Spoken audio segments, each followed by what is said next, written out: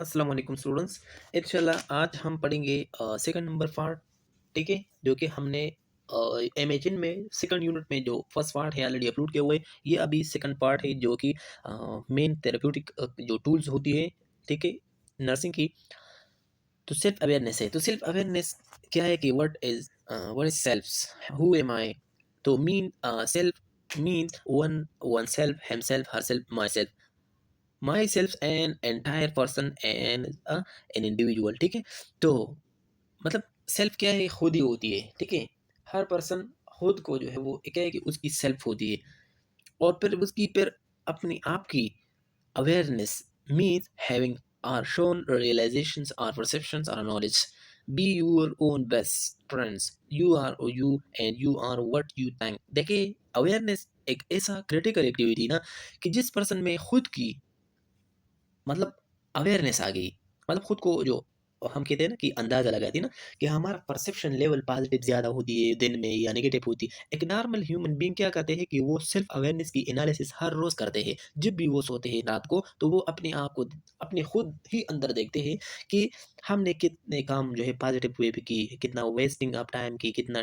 ठीक है, तो ये चीजें जो है सेल्फ अवेयरनेस की निशानी होती है, पर्सन की निशानी होती है।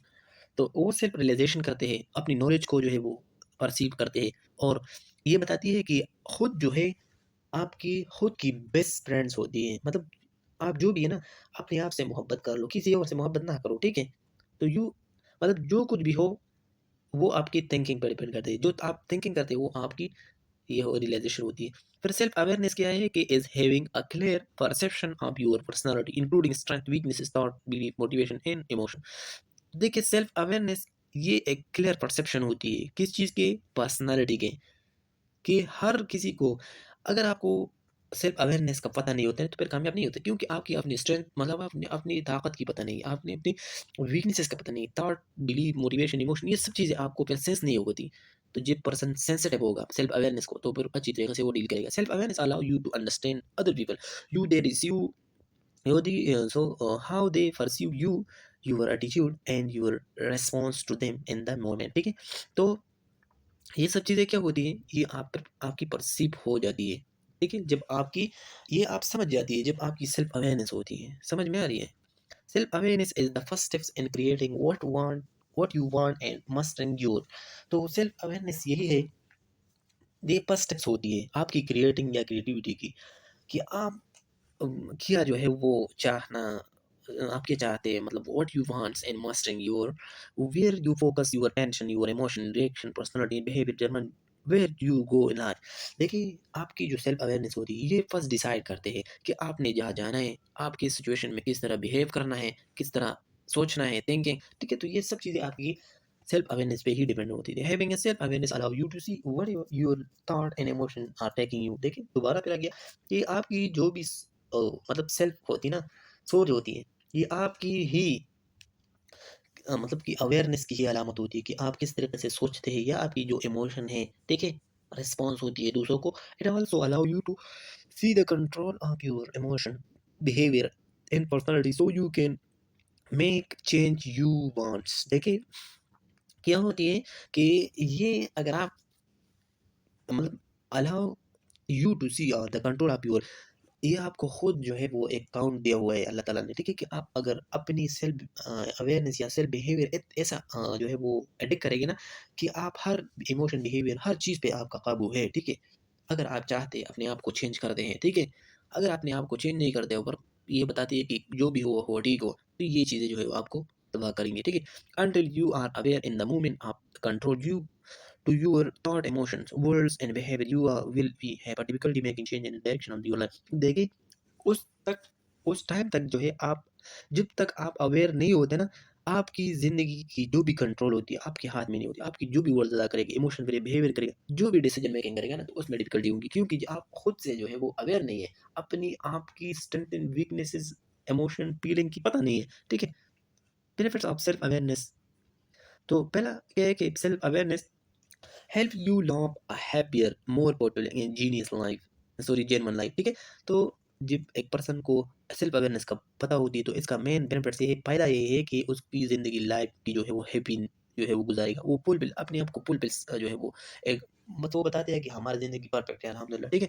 तो ये चीज़ें जो है कि ये सेल्फ अवेयरनेस की पर्सन में होती है। The ability to act concisely या consciously instead of reacting to people and events, ठीक है? फिर क्या करते हैं, वो जो एक्ट करते हैं, वो कंसाइज़ली अकॉर्डिंग टू द पीपल और उसकी एक इवेंट के मुताबिक वो रिएक्शन करता है।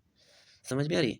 The ability to genuinely love yourself, और फिर ये जो कैरेक्टरिस्टिक है, ये वो है ना कि इसमें क्या कि द एबिलिटी, इसमें ये ख़ुसूसियत होती है, ठीक है? कि वो क्या कर ले, लव योरसेल्फ, अपने आप से जो भी मोहब्बत करेगा वो सेल्फ अवेयरनेस पर्सन होगा। Being authentically happy rather than pretending you are, देखिए, और ये हर चीज़ हर हैप्पी को एक ऑथेंटिकली तरीके से करवाते हैं, ठीक है?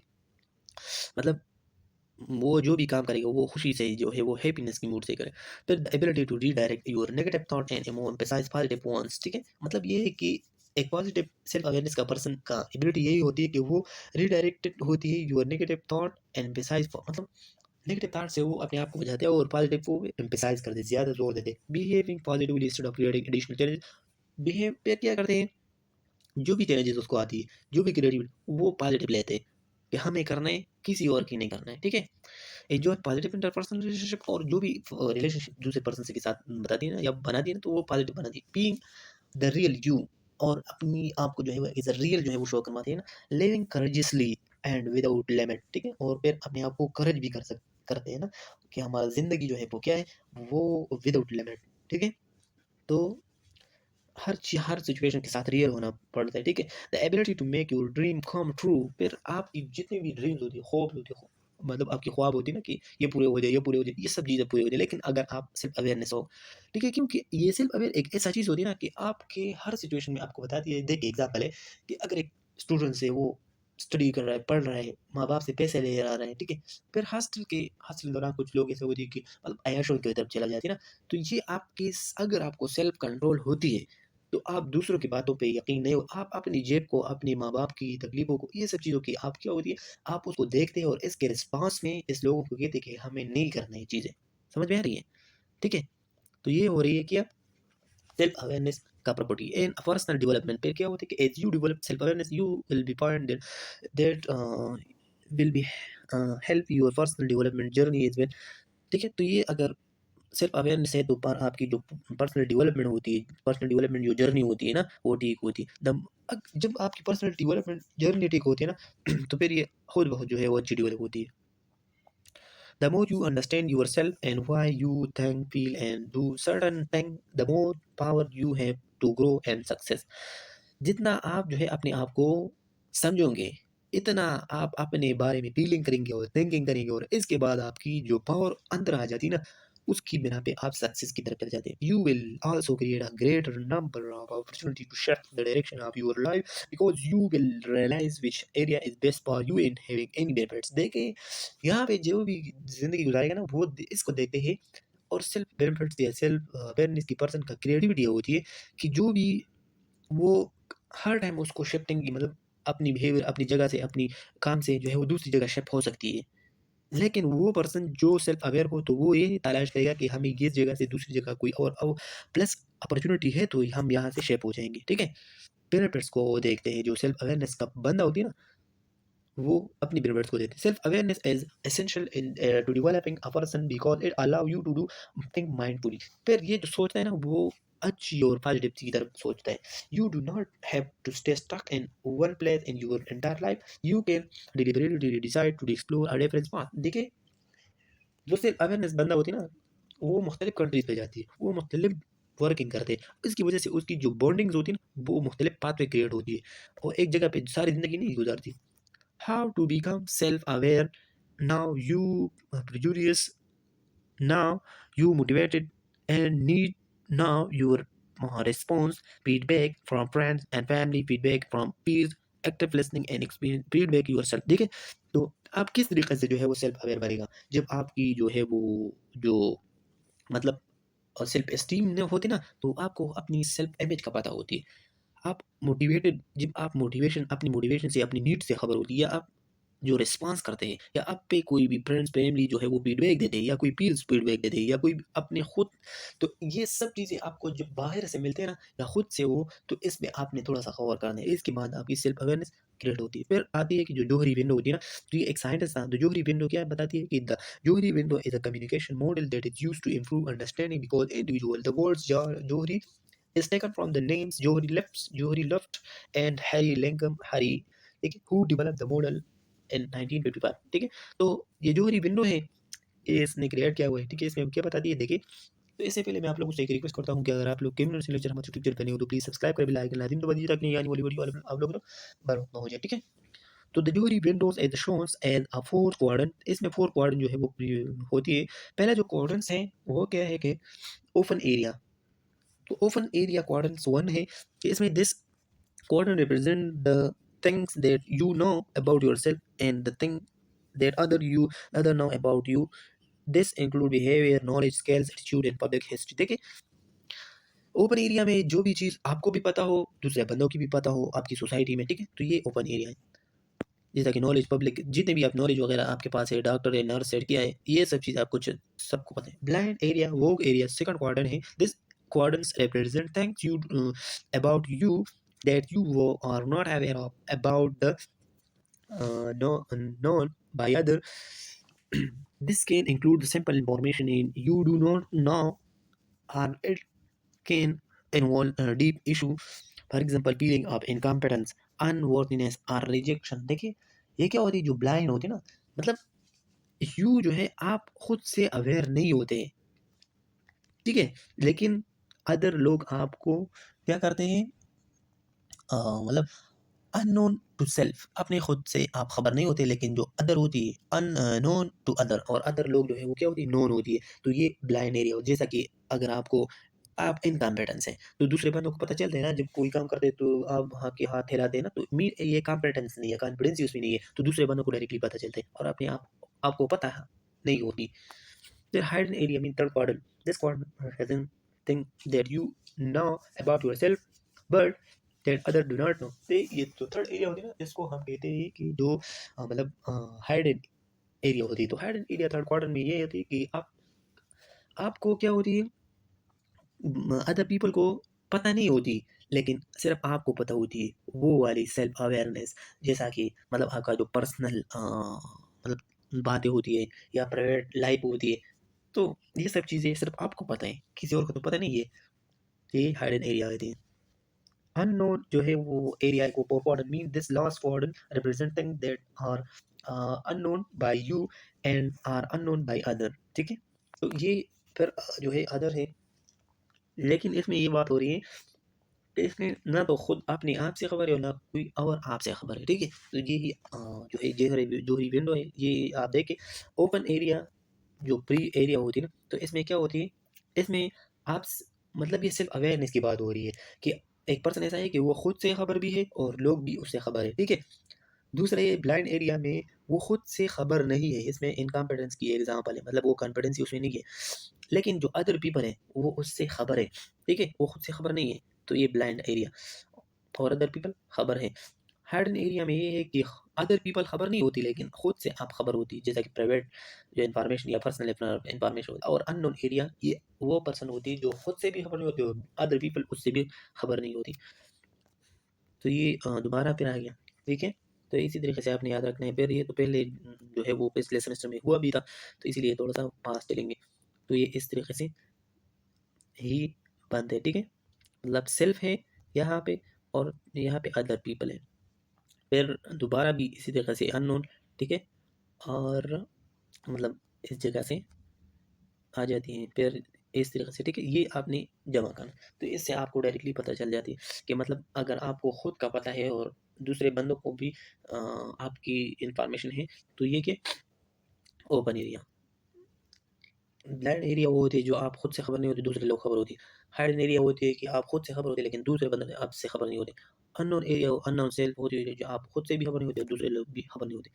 तो जो सेल्फ अवेयरनेस का जो टॉपिक था, वो जो सेकंड रूल था कम्युनिटी साइकेट्रिक या नर्सिंग में, वो हो गया। ये जो लास्ट मेंटल असेसमेंट की जो मतलब मतलब वो वाले है पॉइंट, इंशाल्लाह वो हम कवर करेंगे, ठीक है। तो ये थोड़ा लेंदी है, लेकिन आपने जो है वो ध्यान से सुनना है, ठीक है? जो जिस जगह पे इन्फॉर्मेशन नहीं है एमसीक्यूज़ के लिए और टाइम वेस्ट करते हैं, मैं या उस जगह पे जो है वो थोड़ा पास चला जाऊँगा, ठीक है? तो सबसे पहले एक introduction assessment is the first steps of the nursing process and involve in the collection organization analyzation या analysis of direction about the client health. तो फर्स्ट इन्फॉर्मेशन में सबसे पहले जब भी हम मेंटल हेल्थ असेसमेंट करते हैं ना, तो उसमें हम उसमें असेसमेंट करते हैं, मतलब उसकी जो collection organisation and analysation of information about the client की हेल्थ के बारे में। तो ये होती है the purpose of the psycho social assessment is to construct a picture of a client current emotional state and mental capacity and behavioural जो function होती है, ठीक है? This assessment survive is the basis for developing a plan of care to meet the client need, ठीक है? तो ये हम इसलिए मेन कंसेप्ट इसलिए है कि हम असेसमेंट के जरिए जो भी उसका बेसिक नीड हो वो हमें पता चले और हम उसको प्रोवाइड करें। यह क्या है कि the assessment is also a clinical मतलब baseline used to evaluate the effectiveness of the treatment and intervention. Assessment is also a clinical baseline used to evaluate the effectiveness of treatment and intervention or measure of the client progress, ठीक है? तो इसकी वजह से ये फिर ऐसा मतलब असेसमेंट फेज होती है जिसमें हम क्लिनिकल जो बेसलाइन होती है उस पे हम ट्रीटमेंट की जो इफेक्टिवनेस है वो देखते हैं या कोई भी इंटरवेंशन परफॉर्म करते हैं या प्रोग्रेस है वो असेसमेंट पे ही डिपेंड होती है। ये भी एमसीक्यूज में आ सकती है कि किस पे डिपेंड हो सकती है नर्सिंग प्रोसेस में। तो असेसमेंट अगर आपका अच्छी होगी ना तो फिर बाद में जितने भी डायग्नोसिस प्लान इंटरवेंशन इवैल्यूएशन ये सब चीज़ें अच्छी होंगी। फिर फैक्टर इन्फ्लुएंसिंग द असेसमेंट वो कौन कौन से फैक्टर सबसे पहले client participation the thought and for computer psycho social assessment required active client participation. जब आपके पास क्लाइंट का पार्टिसिपेशन मेंटल हेल्थ असेसमेंट या कोई भी मतलब इंटरव्यू में होती है ना तो फिर इजीनेस होती है active listener this client is available unwilling participant to participate some area of assessment will be can complete or because the nurse may need to have a several contact with such as the client complete assessment। तो client participation सबसे पहले ये है कि इसके लिए ये इसी तरीके से जरूरी है कि एक्टिव क्लाइंट लिसनिंग होगा, फिर पार्टिसिपेशन भी करेगा और वो क्या करेगा वो मतलब ऐसा नहीं करेगा कि वो मतलब ब्रॉडली एक चीज़ को वो कलेक्ट करे, नहीं, स्पेसिफिक टॉपिक को ही करेगा ताकि जो क्या होगी उसकी आसानी से डेटा कलेक्ट करेंगे। तो नर्स क्या करेंगे एक क्लाइंट को मतलब उसकी एक मसले को लेके सेवरल वे पे उससे क्वेश्चन करेगा। The client ability to understand the मतलब क्लाइंट एबिलिटी टू अंडरस्टैंड का मतलब ये है कि जो भी आप उसके साथ इंफॉर्मेशन शेयर करेंगे इंफॉर्मेशन लेते हैं तो उस पे क्लाइंट क्या होगी मतलब अंडरस्टैंडेबल होगी। The nurse also must determine the client ability to hear read and understand the language and be being used in assessment. जो भी लैंग्वेज यूज करेगा वो पेशेंट को अंडरस्टैंडेबल होगा। It is important that the information in the assessment reflect the client health status it should not be a result of poor communication, ठीक है? तो जो इफेक्टिव इंफॉर्मेशन होगा जो इंपॉर्टेंट है इंफॉर्मेशन हेल्थ असेसमेंट की तो रिफ्लेक्शन करते हैं आपकी हेल्थ स्टेटस को। If you should not result जब पुअर कम्युनिकेशन होगा तो फिर आपको इसी तरीके से इफेक्टिव कम्युनिकेशन भी या उसकी जो प्रोसेस है उसको आप अंडरस्टैंड नहीं कर सकते। फिर थर्ड नंबर क्या है कि क्लाइंट जो हेल्थ असेसमेंट है तो इसमें क्या है कि the client health status also can affect the psychological assessment. If the client is anxious, tired, or in pain, the nurse may have difficulty driving the client to full participation in the assessment। तो जब client की health की जो status होती है, ठीक है? अगर वो बहुत ज़्यादा पेनफुल है या कोई भी टायर्ड है या बहुत ज़्यादा खौफ उस पे तारी हुई ना, तो फिर उसकी जो डिफ़िकल्टी होती है, फिर वो आपके साथ पार्टिसिपेशन में नहीं होगा। तो सबसे पहले आपने उसी क्लाइंट की हेल्थ स्टेटस को देखना है कि the client they need to rest, receive medication to alleviate pain and claim before assessment can continue। तो सबसे पहले हमारी प्रायोरिटी होती है कि सेफ्टी होगी, कंफर्टेबिलिटी होगी कि पेशेंट को सबसे पहले कंफर्टेबल पोजीशन में रहना है ताकि रेस्ट वगैरह हो फिर बाद में हम इंटरव्यू वगैरह लेते हैं। Nurse attitude and approach if the client receive if the client perceive the nurse's questions to be short or pressurized to complete the assessment, he or she may provide only superficial information or omit discussing problem in some area। फिर क्या करेंगे कि nurse जो भी question करेगा वो short और pressure में जो कंप्लीट असेसमेंट होगा, ठीक है? और सबसे पहले आपने क्या करना है जो सुपरफिशियल इन्फॉर्मेशन होती है, ठीक है? जो सुपरफिशियल इन्फॉर्मेशन की वजह से फिर पेशेंट जो है वो घबराएगा नहीं और फिर आहिस्ता-आहिस्ता आपने जो है वो ओमिट जो डिस्क्लोजिंग प्रॉब्लम होती है या सम ऐसा प्रॉब्लम होती है पेशेंट बताना नहीं चाहता, उसको आपने सबसे पहले टच नहीं करना है। The client I also refrain from providing sensitive information if he or she perceive the nurse non accepting and defensive. क्या करेंगे कि क्लाइंट अगर क्या करते हैं, रिप्रेजेंट करते हैं कि सेंसिटिव इन्फॉर्मेशन को, तो फिर आपने जो है वो क्या करना है, she perceive the nurse non accepting defensive. तो फिर जो चीज़ें आप सेंसिटिव इन्फॉर्मेशन क्लाइंट आपको रिप्रेजेंट करते हैं ना, नहीं बताती है, तो फिर आपने ये परसीव करना है कि वो एक्सेप्टिंग नहीं करता है, ये डिफेंसिव स्टेज अभी उसका चल रहा है। फिर क्लाइंट परसीव एक्सपीरियंस आपने देखना है कि अगर आपसे कोई भी इन्फॉर्मेशन वो क्या करते हैं, मतलब छुपाते वगैरह है ना, तो फिर हम किस तरीके से उसको निकालेंगे। If the client is reluctant to seek treatment or has had perceive unsatisfactory experience with the healthcare system, he or she may be difficulty answering question directly। देखिए जब अगर एक क्लाइंट, कुछ क्लाइंट मेंटली ऐसे भी होती है ना कि पहले जब वो कोई हॉस्पिटल में, कोई और हॉस्पिटल में चला जाती है ना, तो वहाँ पे उसके साथ जो है वो प्रीवियस अनसेटिस्फैक्टरी एक्सपीरियंस है, तो जो एक्सपीरियंस उसके पहले पास्ट में उसके ब्रेन में है, तो वो उसके बिना पे आपको भी कंसिडर करेगा, कोई भी आंसरिंग वगैरह नहीं देगा डायरेक्टली, ठीक है। आपको कोई भी सिचुएशन जो है वो डिफाइन नहीं करेगा कि हमें ये प्रॉब्लम है, ये मसला है, नहीं, क्योंकि उसके पास पहले से ट्रामा हुआ है, अच्छी केयर नहीं हुई या उसकी जो एक्सपीरियंस खराब हुई कोई हॉस्पिटल से, तो ये इम्पैक्ट बढ़े पड़ेगा। पर the nurse must address the client feeling and perception to establish a trusting relationship या working relationship before proceeding with the assessment, ठीक है।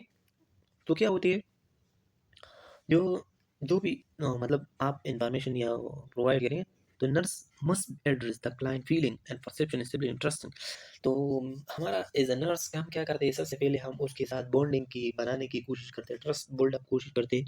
फिर वर्किंग रिलेशनशिप में, ठीक है, बिफोर प्रोसीडिंग द असेसमेंट, तो असेसमेंट से पहले आपने उसके साथ अपनी रिलेशनशिप अच्छी रखनी है, ट्रस्टिंग फीलिंग उसके साथ ऐसे बर्ताव करना है ताकि वो आपसे इंप्रेस हो जाए, ठीक है, और हर चीज़ जो है वो बता दी। How to conduct an interview, आपने फिर इंटरव्यू किस तरीके से कंडक्ट करना है, तो सबसे पहले एनवायरनमेंट जो है, nurse should conduct the assessment in environment that is comfortable, relevant and safe, and both the client and the nerve environment that are fairly quiet and few disturbance and distraction allow the client to give his or her full attention to the interview, ठीक है। तो फिर क्या होती है, environment सबसे पहले as a nurse जो है आपने कंफर्टेबल ही रखना है, ठीक है।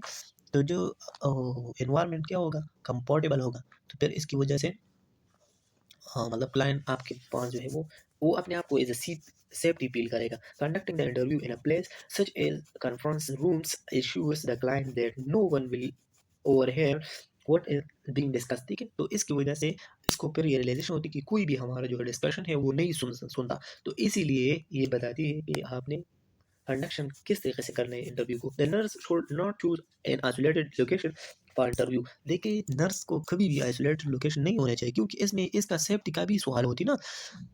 मेंटली लोग तो आपको पता है कि बहुत ज़्यादा डेंजरस भी होती है, ठीक है। तो however particularly if the client is unknown to the nurse, मतलब क्लाइंट क्या होती है, is unknown to the nurse and has a history of treating behaviour, मतलब अगर उसकी ट्रीटिंग बिहेवियर का पता नहीं होती ना नर्स को, ठीक है, तो सबसे पहले क्या होता है ना, पता लगाना चाहिए। The nurse must ensure the safety of self, समझ आ गया कि सेफ अपनी सेल्फ का जो सेफ्टी होती है ना, even that mean that another person is present during the assessment, तो अदर पर्सन लाजिम अपने साथ जो है वो रखना चाहिए।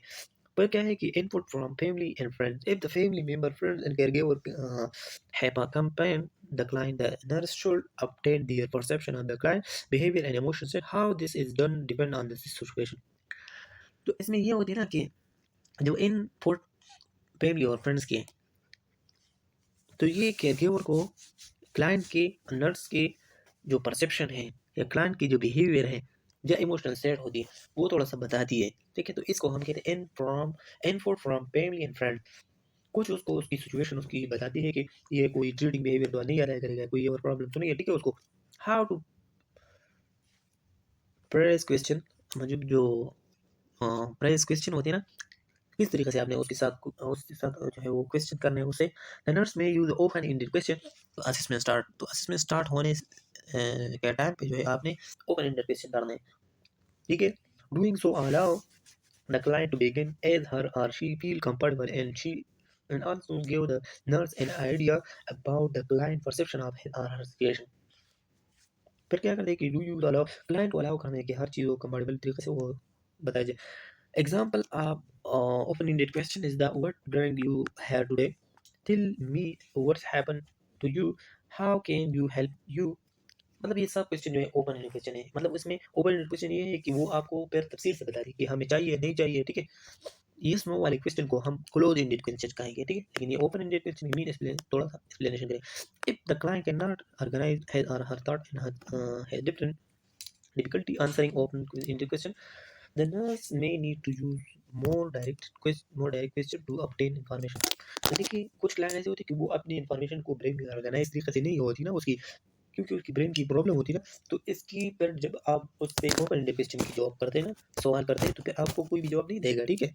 तो इसके लिए नर्स को चाहिए कि वो क्या करे, मतलब ये डायरेक्ट क्वेश्चन करवाया जाए ताकि इन्फॉर्मेशन गेट हो जाए। Question need to be clear, simple, and focus on the one specific behavior and symptom.